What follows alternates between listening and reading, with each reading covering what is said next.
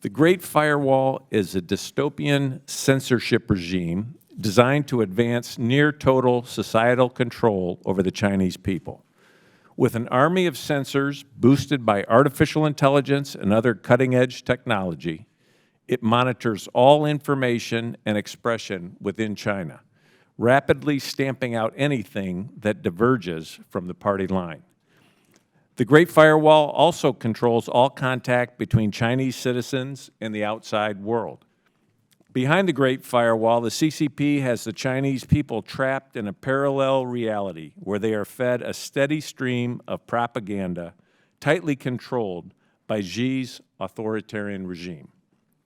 The CCP has turned the internet, designed as a tool of freedom, into the ultimate tool of control. Unfortunately, the CCP's quest for control does not stop at China's borders. The CCP is rapidly exporting its surveillance technology abroad, enabled by state-backed champions like Huawei, Hikvision, and ZTE. Not only does this undermine human rights globally, but threatens American national security by creating a network of pro-CCP governments that increasingly owe their hold on power to the CCP. What the CCP fears most is the Chinese people learning the truth about the Uyghurs, about Taiwan, Tiananmen Square, COVID-19, the Chinese economy, corruption, and worst of all, the truth about the CCP itself. Why? Because they know their rule is built on lies. What Reagan observed in Berlin is still true today. This wall will fail, for it cannot withstand faith, it cannot withstand truth, the wall cannot withstand freedom. What was true of the walls of concrete and barbed wire will be true of walls of code. The CCP's censorship is dangerous because by denying discussions of human rights and alternatives to its negative messaging about the U.S., the CCP creates a controlled society that is more supportive of its aggression toward the U.S. and our allies, partners, and friends, including Taiwan. We cannot allow the CCP to command the internet, which was designed to connect people, not to divide and control them.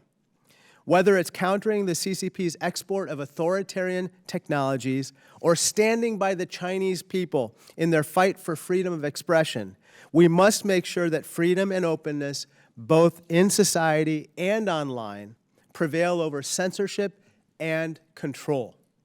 This is a fight the U.S. cannot afford to lose. We are in the internet, not only internet, but AI age. Previously introduced me to, I said, use the Star Wars 2 episodes, The New Hope and The Empire Strike Back. But now we're on the next episode. Unfortunately, it's not called Return of the Jedi.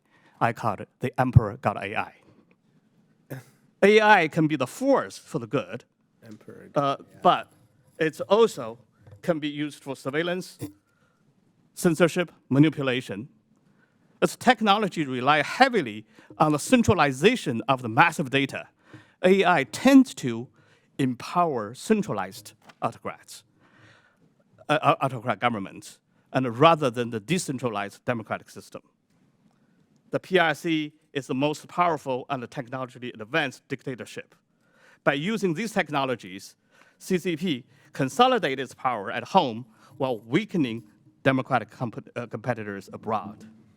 The CCP is providing the world with a blueprint for establishing a digital totalitarian state and presenting a real threat to the world peace.